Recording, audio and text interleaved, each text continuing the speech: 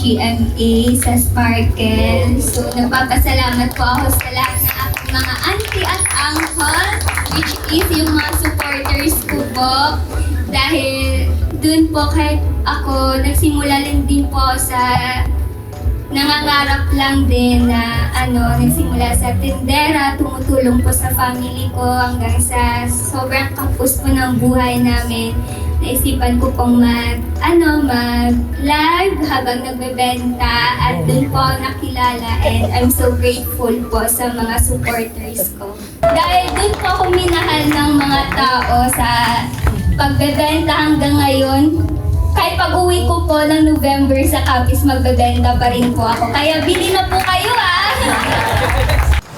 So, ayun po hanggang ngayon, nag-a-upload pa rin po ako. Minsan, nagtitake lang po ng mga videos ko pag nasa Capiz. Tapos ina-upload ko lang po pag nandito na ako sa Maynila. Kasi parang mas minahal po ako sa pagbebenta. Pero sinusupport din naman po ng mga fans ko hanggang dito sa pag-a-acting. So minsan, mga behind the scene po, ina-upload ko at nagugulat po sila. Marami pong ay, si Bangus Girl, artista na, ganun.